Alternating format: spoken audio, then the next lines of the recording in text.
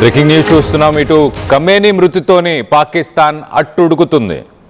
ఆందోళనల్లో దాదాపు 30 మంది మృతి చెందారు. ఇటు కరాచీలోని అమెరికా కాన్సులేట్ని ముట్టడి చేశారు. రాళ్ళు కర్రలతో బీభత్సం సృష్టించారు వందలాది మంది ఆందోళనకారులు. ఇటు పోలీసులకు అలాగే నిరసనకారులకు మధ్య ఘర్షణ జరిగింది. ఇటు కరాచీలో జరిగిన కాల్పుల్లో ఇప్పటిదాకా 12 మంది మృతి చెందారు. ఇటు ఘర్షణల్లో 4 పోలీసులకు సైతం గాయాలయ్యాయి. ఇస్లామాబాద్లో ప్రస్తుతానికి 144 సెక్షన్ని అమలు చేస్తున్నారు. ఇటు కరాచీ, లాహోర్ అలాగే పేషావర్లోని అమెరికా కాన్సులేట్స్ వద్ద ఇంకా ఆందోళనలు జరుగుతూనే ఉన్నాయి. దానికి సంబంధించిన విజువల్స్ని మనం చూస్తున్నాం. ఇటు కాన్సులేట్ని టార్గెట్ చేసుకుంటూ ఆందోళనకారులు అక్కడికి చేరుకున్నారు. మనం చూడొచ్చు, పరుగులు తీస్తున్నారు. కాల్పులు జరుగుతున్న సమయంలో పరుగులు తీస్తున్నారు. సో మొత్తం మీద ప్రతి ఒక్కరి చేతిలో మనం చూస్తే కనుక ఇటు కర్రలు, రాళ్ళు, ఏదో ఒక రకమైన ఒక ఆయుధాన్ని పట్టుకొని వాళ్ళు కాన్సులేట్ని అటాక్ చేసే ప్రయత్నం చేశారు. గన్స్ కూడా వాడుతున్నారు. చూడండి, మన రైట్ సైడ్ బాక్స్లో మనం చూస్తున్న విజువల్లో చూడొచ్చు, ఒక వ్యక్తి తన లెఫ్ట్ హ్యాండ్తో వచ్చి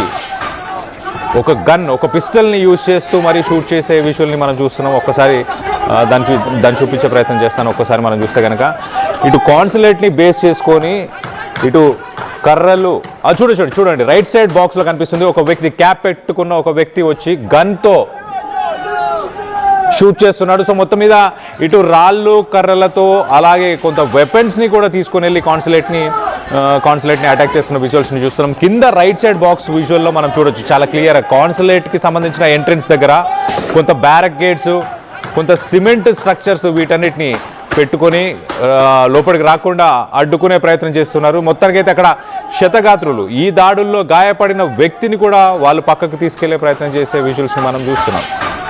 భారీ ఎత్తున ఇటు పేషావర్ అలాగే ఇస్లామాబాద్, ఇటు కరాచీ అలాగే లాహోర్, ఈ సిటీస్లో ఉన్న కాన్సులేట్ని టార్గెట్ చేశారు. ఈ సిటీస్లో ఉన్న కాన్సులేట్ని ఇప్పటికీ అక్కడ ఆందోళనలు కంటిన్యూ అవుతూనే ఉన్నాయి. కింద రైట్ సైడ్ బాక్స్లో మనం చూస్తున్నాం, ఒక వ్యక్తిని 2 వ్యక్తులు ముగ్గురు వ్యక్తులు తీసుకెళ్లే ప్రయత్నం చేస్తున్నారు, గాయపడ్డ వ్యక్తులని. సో మొత్తానికైతే ఇటు ఖమేనీ మృతికి రియాక్ట్ అవుతూ ఇటు పాకిస్తాన్లో ఉన్న వ్యక్తులు, అక్కడ ఉన్న ప్రజలు, అక్కడ ఉన్న కొన్ని సంస్థలకు సంబంధించిన వ్యక్తులు, ప్రజలు, వీరందరూ కూడా ఇటు అమెరికన్ కాన్సులేట్స్నే టార్గెట్ చేసుకుంటూ ఈ దాడులను అయితే చేస్తున్నట్టు తెలుస్తుంది. మొత్తానికైతే ఈ దాడుల్లో ప్రస్తుతానికి సుమారు ఒక 30 మంది చనిపోయారు. ఆ ఆందోళనలు ఇంకా కంటిన్యూ అవుతున్నాయి. ఇటు పోలీసుల మధ్య అలాగే ఇటు అమెరికన్ కాన్సులేట్లో ఉన్న అమెరికన్స్ మధ్య దాడులు జరుగుతున్నాయి. ఒకరిపై ఒకరు పరస్పరం కాల్పులు జరుగుతున్న సిచ్యువేషన్ని మనం చూస్తున్నాము. సో మొత్తం మీద గతంలో కూడా ఇటు అమెరికన్ కాన్సులేట్ని ఇటు పాకిస్తాన్లో టార్గెట్ చేయడం ఆనవాయితీగా మారిపోయింది. ఒకప్పుడు ఒక వాక్-ఇన్ ఆఫీస్ లాగా అమెరికన్ కాన్సులేట్స్ పాకిస్తాన్లో ఉండేవి. కానీ అదంతా ఒక్కసారిగా మారిపోయింది. ఎప్పటి నుంచి మారిపోయింది ఒకసారి దానికి సంబంధించిన డీటెయిల్స్ కూడా చెప్పే ప్రయత్నం చేస్తా. 1995లో మొదటగా ఇటు అమెరికన్స్ కాన్సులేట్కి సంబంధించిన ఇటు సిఏఏకి సంబంధించిన వ్యక్తి, అలాగే మరి కొంతమంది వ్యక్తులు, కాన్సులేట్కి సంబంధించిన స్టాఫ్ అందరూ కూడా ఒక బస్సులో ప్రయాణిస్తున్న సమయంలో 1995లో 1995 కొంతమంది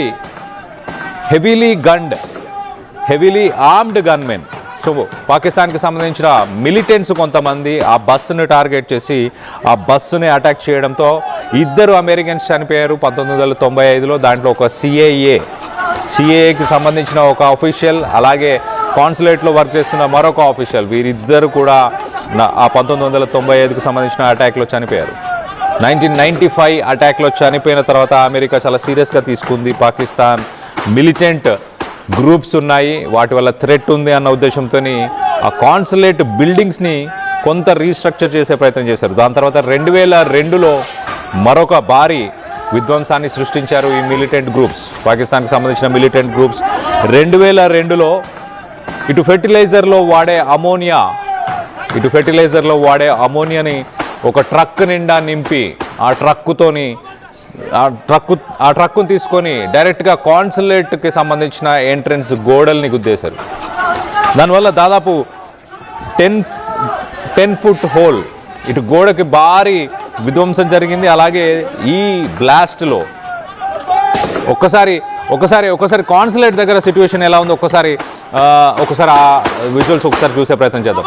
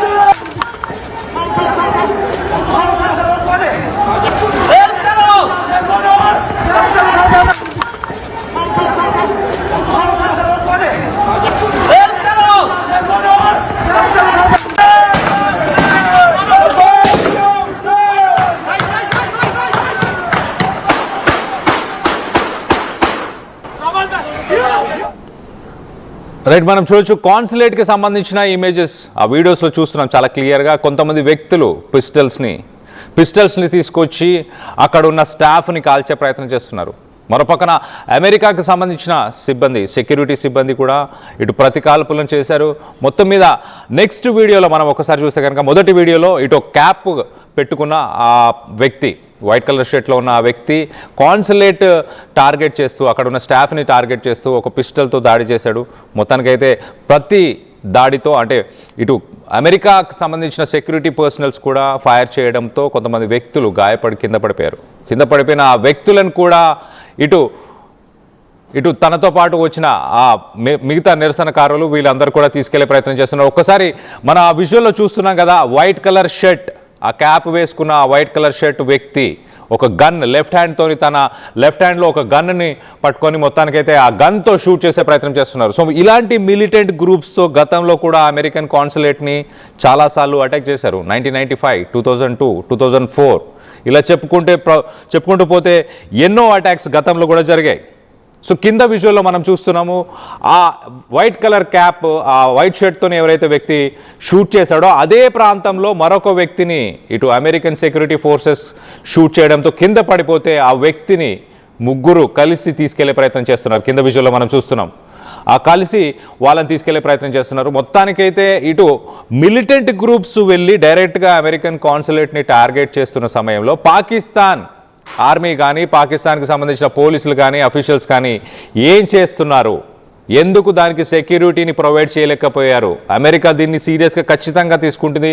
అమెరికన్ సోల్జర్స్ గాయపడినా చనిపోయినా అమెరికన్ ప్రభుత్వం ఇటు ట్రంప్ చాలా సీరియస్గా రియాక్ట్ అయ్యే అవకాశం ఉంది. మరి రానున్న రోజుల్లో ఎలాంటి రెస్పాన్స్ ఉండబోతుంది? మరో పక్కన ఇటు ఇరాన్ని టార్గెట్ చేస్తూ ఇటు అమెరికా, ఇజ్రాయెల్ ప్రస్తుతానికి ఇరాన్ మీద దాడులు చేసే ప్రయత్నంలో ఉన్నారు.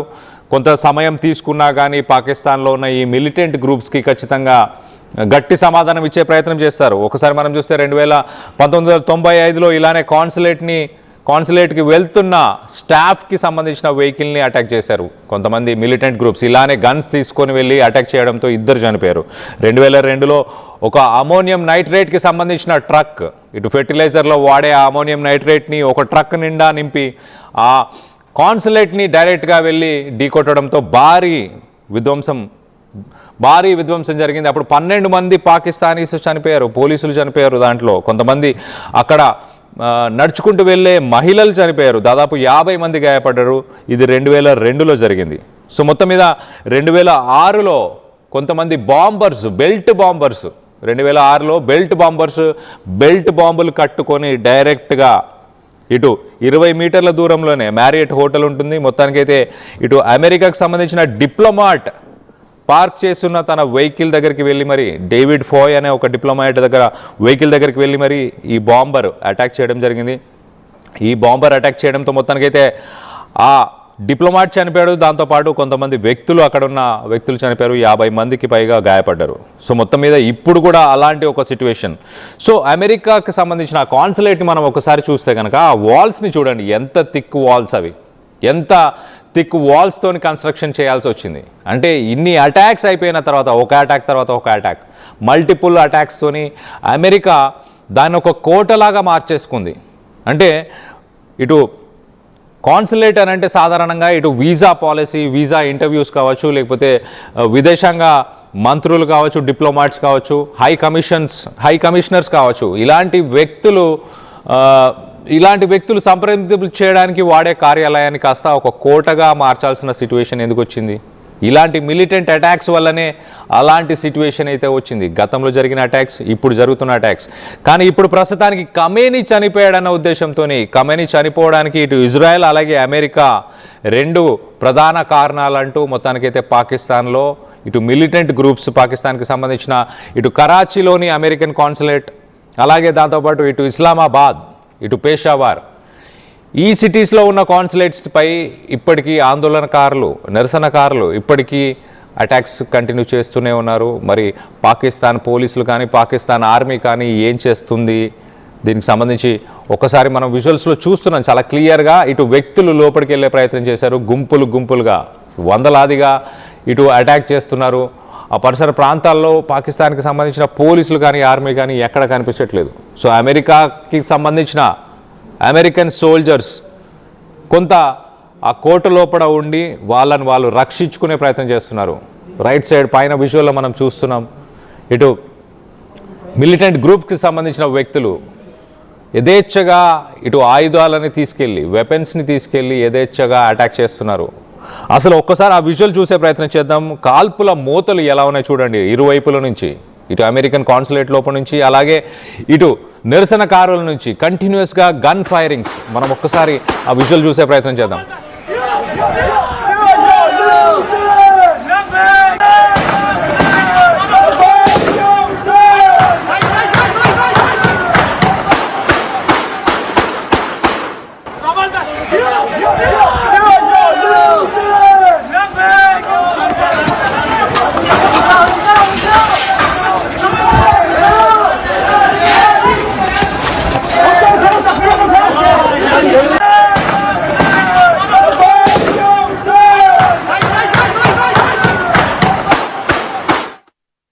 Local to global news at your fingertips. మీ చేతిలో ఒక ఆయుధం. డౌన్లోడ్ రా TV app. Media legend Ravi Prakash is back.